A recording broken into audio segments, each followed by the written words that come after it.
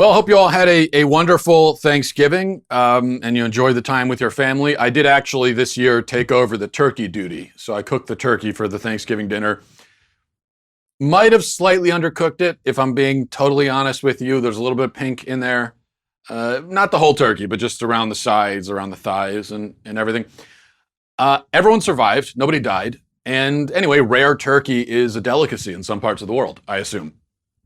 And I know that if you listen to this show on Wednesday, the day before the holiday started, you might say that, well, hey, Matt, you went on this whole spiel on Wednesday about the proper way to prepare a Thanksgiving meal, and you said that if you're a dictator of the world, you're going to execute people who don't properly, and correctly make a Thanksgiving meal, and then you go and undercook your turkey. What's that all about? Well, yes, but again, as I always stress, and I'm very clear about this, there is one rule for me and another rule for everybody else. I do not hold myself to the same standard that I hold other people to. Okay? So, and I'm upfront, I'm honest about that. So I don't see what the big deal is. Putting that to the side, I do have one other thing I wanted to say in reference to the holiday before we move on. And because I'm a little upset about something, and you could call me sentimental, you could call me old-fashioned, guilty as charged, okay? But I am very troubled by the fact that there were hardly any stampedes or tramplings on Black Friday this year. We're talking about one of the great American traditions. One of the great American traditions is, as you know, people descending upon big box retailers at 5 a.m. the day after Thanksgiving to beat each other to death over cheap electronics. It's something that, back in my day, growing up as a kid, it's something that you did as a family. It was a family activity. I'll never forget the first time I saw my grandmother drop kick a woman over a food processor that was 65% off. And we all have that special memory, right? Growing up. We all have the special memory of the first time that we ourselves committed a felony at a Best Buy. And in fact, kind of a sweet story for me, and I tell this all the time, but I remember my first time I strangled a man to death with an extension cord, and did get the TV out of his hands after that, did 9 years in prison for it. But I mean, this is just, I don't know, it was a tradition. You know what it was? It was a tradition that helps you kind of recalibrate, refocus after all the stuff about gratitude on Thanksgiving and all of that, being content and happy.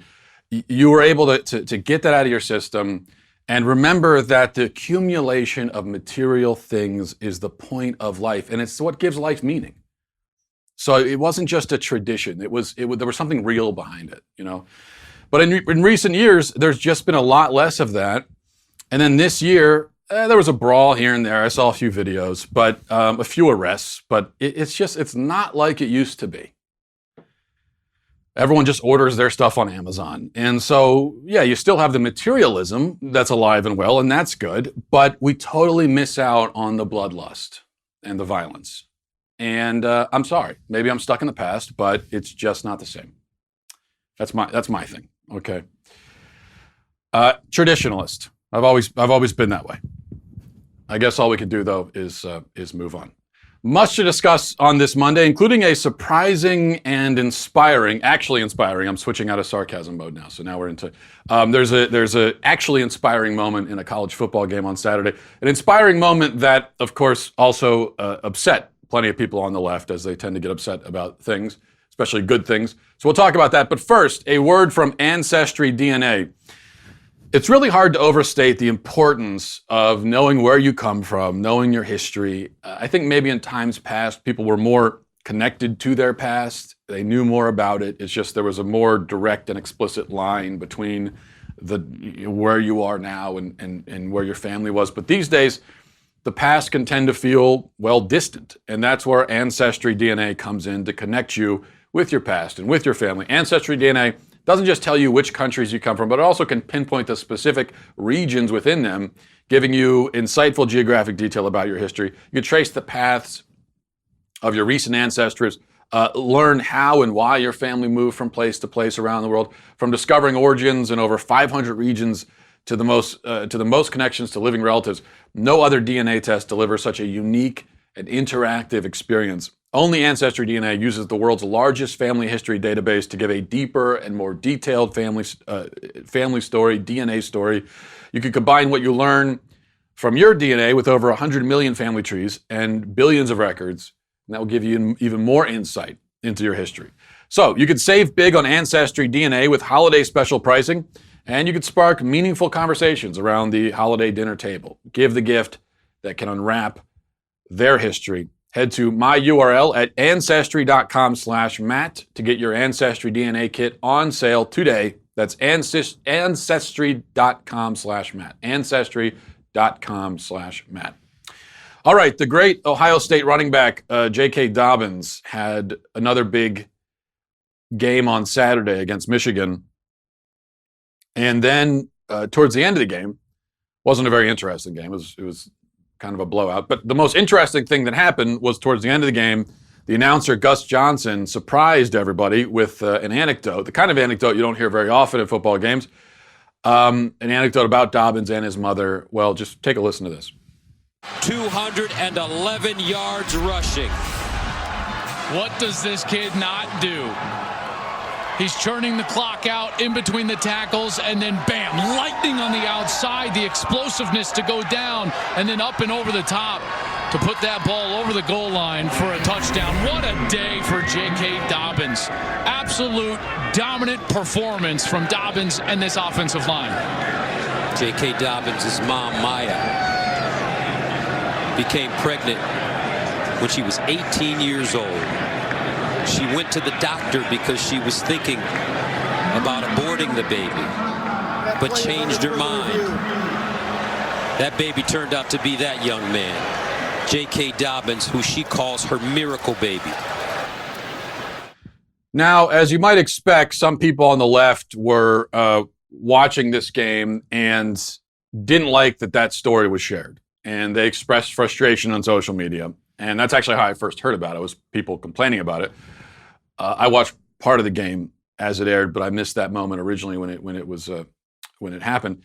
There was an accusation that Gus Johnson was intruding on the privacy of Dobbins and his mother, sharing something that wasn't meant to be shared, wasn't his place to share. But I think we can be pretty sure that if Gus Johnson knows about this detail, it's because she shares it openly and isn't embarrassed about it. And why should she be? Why should she be embarrassed? No reason to be embarrassed. She chose life, and now her son has grown into a man that she's extremely proud of. And it's a wonderful story. And this really shows, I think, when you look at this and the two different reactions to it from the pro-abortion and pro-life side, it shows the poverty of the pro-abortion side, I think. I don't mean the economic poverty. I mean the intellectual and moral poverty. Because pro-lifers, what we're saying is simply that every human has an innate right to life. And one of the reasons why that right must be protected, especially as it concerns babies in the womb, is that babies deserve a chance. They deserve a chance to live and to grow and to make choices and to become the kind of person that they're going to be. Dobbins was given that chance, took that chance, and that was granted to him, and he became one of the best college athletes in the country. It would have been a tragedy for him to have been deprived of that chance. It would have been a tragedy, and also just incorrect, as it turns out, to assume that he'll amount to nothing and that his life will be a pointless waste because he was born in less than ideal circumstances. You can't close the book on a whole human life when you haven't even read a page yet. That's obviously a mistake. So this is all about potential. Unborn children are full of potential. They are not potential people. They are people with potential, as the pro-life slogan goes. But I'm almost tempted to say that the distinction doesn't matter. Fine, go ahead and call them potential people. They aren't, so I'm not ceding that argument at all. They aren't potential people. They are people with potential. That's certainly my position. But for the sake of argument, I'm almost tempted to say, fine, what difference does it make? It's just a potential person? Well, what do you mean just? That's a potential person, right? Every great athlete, every great leader, every scientist, doctor, poet, humanitarian, civil rights crusader, and so on, all of these people were at one point, quote unquote, fetuses before they did those great things, before they made something of themselves. They had only the potential for them, unrealized potential. If you want to say that they were potential rather than they had potential, I don't see how that changes anything. Now, the poverty of the pro-abortion side is in saying that all of that potential doesn't mean anything, or doesn't count, or it shouldn't be weighed. It amounts to nothing. Like, we shouldn't even take it into consideration. The poverty is in seeing this life with potential and yet considering it to be neither life nor potential. Considering it only a burden or a parasite. A problem to be solved. That's how the pro-abortion side would look at somebody like J.K. Dobbins. They would say that in the womb, he was a problem to be solved. Not a person, and certainly not a person with this incredible potential to do extraordinary things. And it's such an empty and bleak and superficial view of human life. So I'm glad that we have a guy like Dobbins around to demonstrate that. The analogy that I've made before in a lot of the talks that I give on pro-life issues, maybe I've made this analogy on the show before, I don't know, probably have. It's not a perfect analogy by any stretch, but imagine for a moment, we talk about potential, right? Well, imagine for a moment that you had a winning lottery ticket for $50 million and you hadn't cashed it in yet. So you got the $50 million lottery ticket. You just watched the drawing on the news. You found out that you won. And so you know that this is going to be $50 million, but it's not yet. Right now it is the potential for $50 million. But what if on the way to the lottery office to cash in that ticket, which again, it's just the potential for $50 million. It's not $50 million yet. What if on the way I were to run up and grab that ticket from you and destroy it? Let's say I ate it right in front of you for no reason because I'm insane. How would you react? Would you react as though you just lost a receipt paper, which is technically all it was? Or would you react as though you just lost $50 million? If you, now that I've taken that ticket from you and destroyed it, what do I owe you? Do I owe you a receipt paper? Like, can I just grab a crumpled up Rite Aid receipt from my pocket and give it to you and fair is fair? We're even? Or would you say, I now owe you $50 million? Well, we all know the answer to that question. Because my point is, when it comes to something like money and a lottery ticket, you would see no distinction between the potential for $50 million and $50 million. It would do no good for me to try to do this reductive, absurd, materialistic thing with the lottery ticket, which is, after all, just material, and for me to say, technically, it's just potential. Because in your mind, you would say, so same, what difference does that make? It's basically the same thing. And so if we can make that calculation when it comes to a lottery ticket, why can't we do it with a life, a human life? So my point is this argument about, is it a potential person or an actual person? Maybe either way. I mean, even if you could demonstrate, which you can't, because the unborn child is a human person. I emphasize that again for the 10th time. But, sake of argument, even if you could somehow demonstrate or prove or convince me that the unborn human is not a person but is just a potential person, even if you could convince me of that, you still have not convinced me that it would be okay or moral or should be legal to kill that potential person. You see what I'm saying? That on the pro-abortion side, you really have two things you need to prove. Two very significant things you need to prove. First, you need to prove that the unborn child is not a person but a potential person, which you can't do. But even if you could, now you've got the next step. You've really still got all your work in front of you, because now you have to prove that it's therefore okay to kill that potential person. Because to me, they don't seem to logically follow. Just because you can prove something isn't a person doesn't mean you can kill it. In fact, we could all come up with examples of things, of living creatures that are not people, and yet we would say you shouldn't kill. Like, for example, your neighbor's dog. Not a person, not even a potential person. Yet you would say if you kill that non-person creature, you should go to jail. So the simple fact that something is not a person doesn't mean you can kill it. So you gotta prove that to me. I don't think you can. So you've got these two enormous logical leaps you need to make. One is that a person is not a person but a potential person, and the other is that it's okay to kill it. I could spot you the first leap. I could say, go ahead, I'll give you that. It's not a person. Fine, I'll let you pretend that. And now you're stranded out on an island because I'm not going to give you the next leap. And I don't think you can make that argument. This is how bad the pro-abortion argument is, that you could even, I think it's a mistake to argue it on the pro-abortion terms, but you could even argue it on their terms and they would still lose. That's how bad their argument is. Okay, it's a potential, a potential person. Think about that. How extraordinary is that? All right.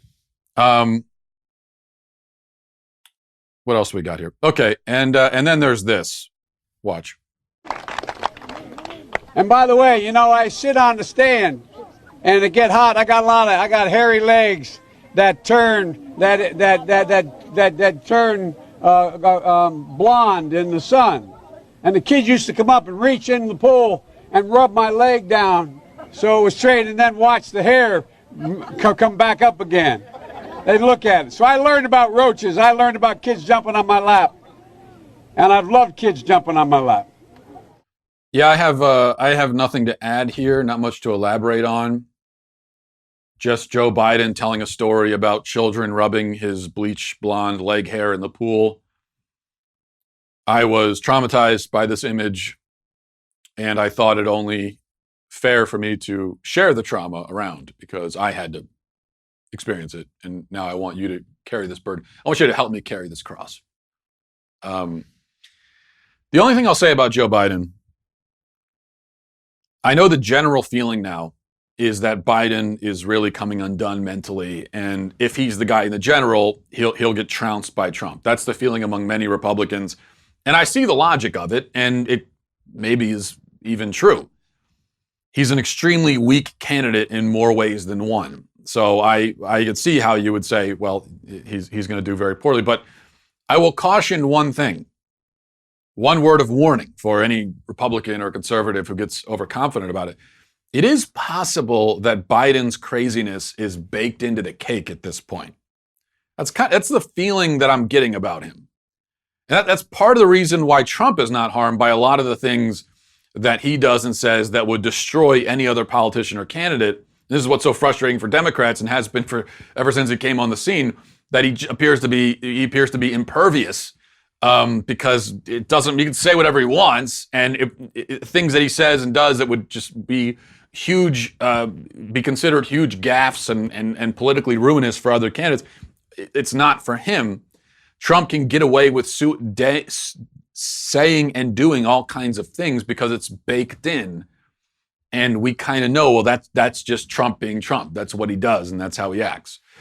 I mean, over the weekend, just as an example, maybe you saw this, Trump tweeted a picture of himself, his face photoshopped on the body of, on Rocky Balboa's shirtless body.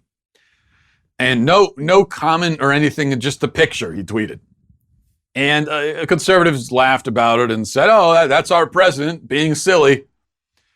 But of course, and really it's not a big deal, so fine. I guess it's just funny. But of course, we all know without a doubt that if Obama had tweeted a picture of himself photoshopped onto the shirtless body of a boxer, we would all be saying that he's lost his mind, he's an egomaniacal, crazy person who's unfit for office.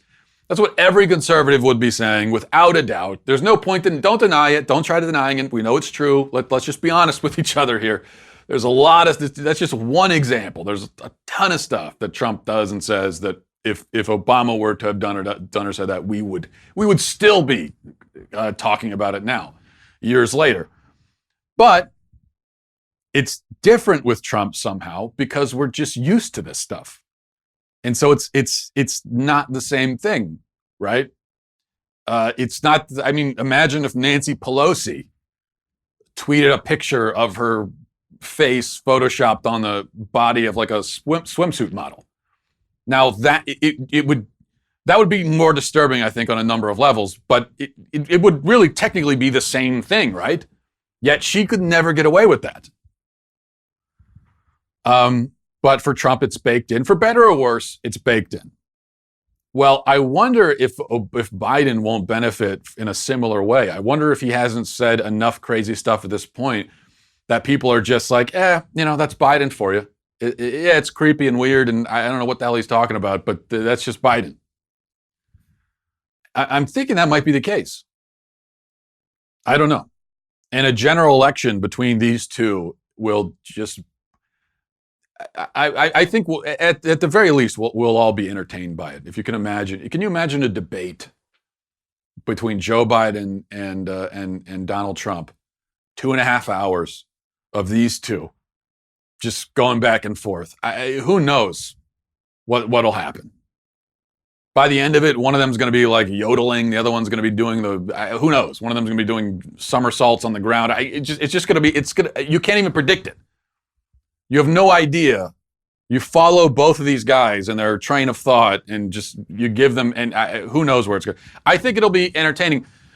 And I wonder if, like I said, it kind of breaks all the rules of politics, and Biden's got himself to a point where he can basically say whatever he wants because it's what everyone expects anyway.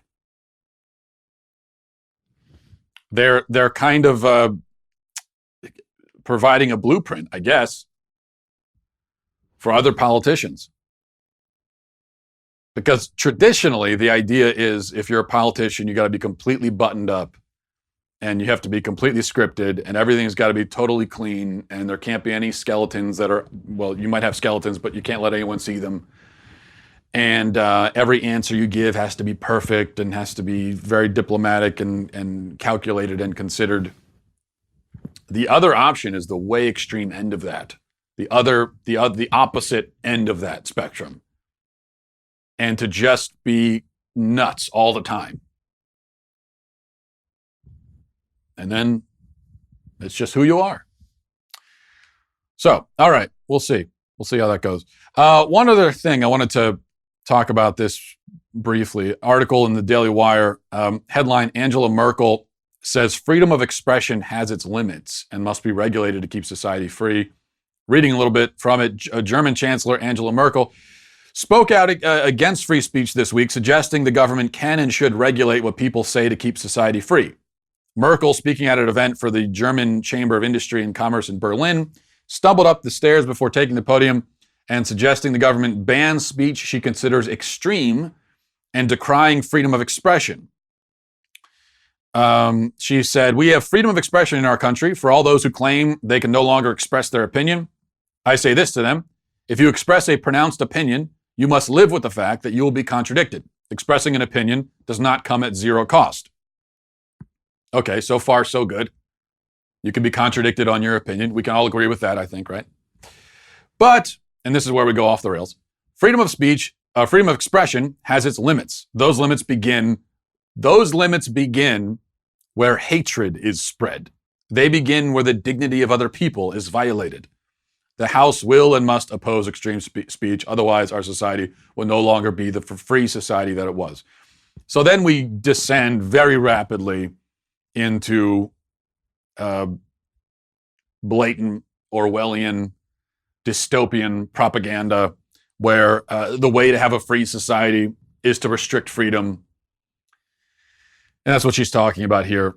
And I think what we take from this, well, a couple of things. Number one, the idea that another person's dignity can be violated because of something that's said to them or about them. That's not how it works. Now, you could violate your own dignity by the things that you say and the way you conduct yourself. That's true.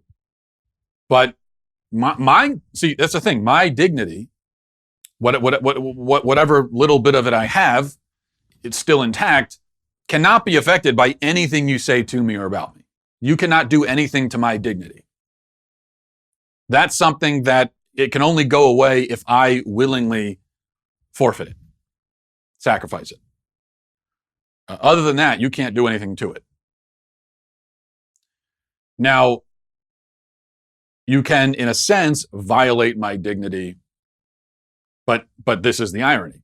The way that the government can violate my dignity as a human being is to take away my freedoms and my liberty. Now, I will still have that dignity because it's inherent to me as a person, but you can, in a sense, violate it by not acknowledging the fact that I am meant to be free as a human being. I have an inherent right to that. But certainly there's nothing you could say. There's no opinion you could express where all of a sudden my dignity has been violated. And then she talks about hatred. And this is the problem with we take this word hatred and the way that we use it these days, just this blanket thing. And it really the idea that starting with the idea that hatred in and of itself is automatically terrible. Doesn't it depend? You say, well, those limits, you have limits on speech as soon as you start spreading hatred. Well, doesn't it at least matter what you're spreading hatred of?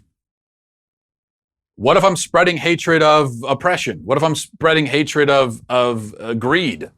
What if it's hatred of rape and murder? And is it okay to hate those things? Well, of course it is. But we can't acknowledge that because that gets in the way of this oversimplified dichotomy we have that hatred bad. Well, no, that's just not the case. There are things that we as human beings should absolutely hate. And that's if you want to put it this way, that's a hatred that should be spread. We should hate hateful things. We should hate bad things, evil things.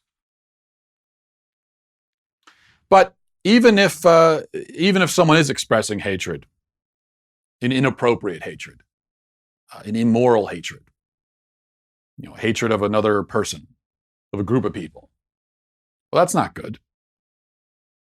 But why shouldn't they have the right to say that? And don't we all want to know? That's another one of the ironies of the people that want to restrict free speech because they're afraid of the so-called hateful bigots that are going to use free speech to spread their bigotry. Well, even leaving aside the issues of free speech and the First Amendment, which of course doesn't apply in Germany, but at least in this country it does. But even leaving that aside, you're kind of undercutting your own agenda in a way, because if there are actual hateful bigots out there in the country, in the world, don't you want to know who they are? Isn't it better to know that? If that's who they are, don't you want them? Because otherwise you're just sending them into hiding. They still exist, but now you don't know it. This is what I always say about the issue of the rights of business owners. And I've always been very consistent that Christian business owners should have the right to run their businesses as they see fit. And if they don't want to be involved in, say, a gay wedding, they should have that right. And the response is always, well, if we give this right to business owners with respect to gay marriages and so on, then what if you have a racist business owner that says he doesn't want to be involved in the wedding of a black couple or of a mixed couple? And the first response to that is that those are not analogous things. So it is possible to protect the right of a Christian business owner to run his business according to his religious beliefs without also allowing businesses to discriminate based on race. It is possible to draw that line of distinction. And in fact, we had done that for many decades in this country. So it's an invalid argument already. But my personal opinion is, yeah, a business owner should have the right to refuse service to anyone for any reason. That's the way I look at it. They have that right. It's their business, it's their property, it's their good, their service. They can't be conscripted into service for someone. They should have the right. This is freedom of association. And also, if there is a business owner out there who is so racist, such a bigot, that he's willing to advertise that fact and put it out there and say, well, we're not going to serve this or that race. Let him do it, right? Don't you want to know? If you have a business owner like that in your community, and you're going to that place and you're supporting this person, wouldn't you prefer if they just announce it and make that clear so you could stop supporting them? Don't you want to know that? So a business owner comes out and says, oh, we're not going to serve black people, let's say. They're going to be out of business by tomorrow because the market's not going to support that. So they announce it. They're punished by the market. Problem solved. And you could say the same thing when it comes to free speech. Even aside, and we don't really need to get into this because the rights should speak for themselves, but even aside from that, if somebody wants to advertise their hate or bigotry or whatever, let them do it. And then we all know. And you could decide how or if you want to associate with that person. That's how freedom works. It's a wonderful thing. So Friday was just insane. If you didn't catch it, we put together a Black Friday promotion where all of our plans over at dailywire.com were 50% off. And we learned something, and that is that you all really like coupons. And who doesn't? Because we all like coupons. More of you became subscribers on Friday in a single day than in any given month in the history of the Daily Wire. That's how successful this was. But then Saturday came along, and our customer support team, they were very busy. God bless them. A lot of you missed the deal on Friday and wanted it to still be honored. Lots of current subscribers were confused about whether or not it worked on upgrades and all this kind of stuff. So we're bringing it back. That's right. One more day of this magnificent promotion. When you become a subscriber to dailywire.com today, you'll get 50% off when you use the promo code DW50. So we're bringing this back again. DW50. 50% off. As an insider, you'll get access to our live shows. You get 2 extra hours of Ben every day alongside many other things. When you're an Insider Plus, you get all of that and the glorious Leftist Tears Tumblr, which you can see behind me. With our new tier of All Access, you get to chat with me and the rest of the team here at the Daily Wire. We do these chats all the time. They're a lot of fun. And so you're missing out if you don't get a chance to do that. And to clarify for current subscribers, you can use this for upgrades as well. So what are you waiting for? Get over to dailywire.com, dailywire.com right now. Use promo code DW50 before time runs out. We're not running any of that Cyber Tuesday nonsense. Okay, so this is really it right now. You got to go right now. This is your last chance. That's DW50, dailywire.com. Okay, finally, before we wrap up, I wanted to mention this. A tweet from the Twitter account History Lovers Club. Here it is. I'll show it to you. This was the tweet a couple days ago. It says, fathers were not allowed in the delivery room until Jay and Margie Hathaway found a doctor that allowed Jay to be present for the birth of their son, James, in 1965. The couple went on to found the American Academy of Husband-Coached Childbirth. Now, I saw this tweet the other day, and I just wanted to say, Jay, congratulations and thank you, you jerk. We had a good thing going, Jay. We men did, I mean. The wives took care of the childbirth. Men went to the smoking room, had some scotch or bourbon, smoked a cigar, waited for all the drama to be over. You know, We were called in once it was all done. Everything's done, finished, cleaned up. We come in, we say hi to the baby, give the mom a high five, nicely done.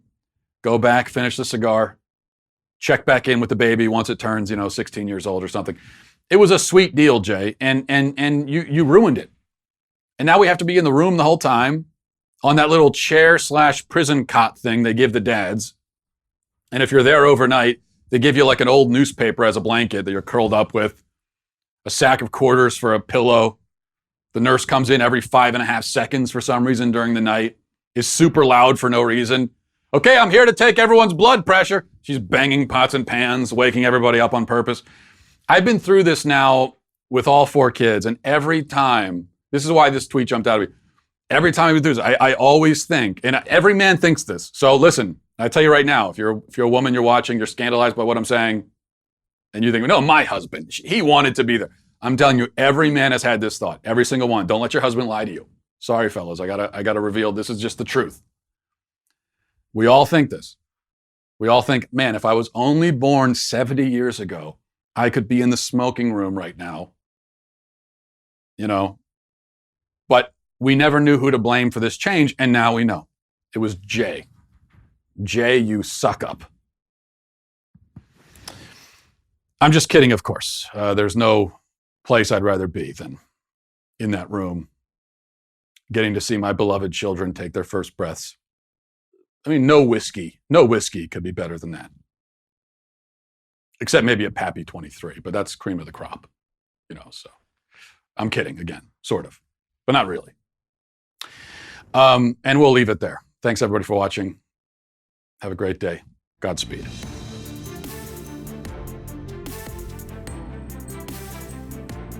The Matt Walsh Show is produced by Sean Hampton, executive producer Jeremy Boring, senior producer Jonathan Hay, supervising producer Mathis Glover, supervising producer Robert Sterling, technical producer Austin Stevens, editor Donovan Fowler, audio mixer Mike Coromina. The Matt Walsh Show is a Daily Wire production. Copyright Daily Wire 2019. Hey everybody, it's Andrew Klavan, host of The Andrew Klavan Show. Some people are depressed because the American Republic is collapsing, the end of days is approaching, and the moon has turned to blood. But on The Andrew Klavan Show, that's where the fun just gets started. So come on over to The Andrew Klavan Show and laugh your way through the apocalypse with me, Andrew Klavan.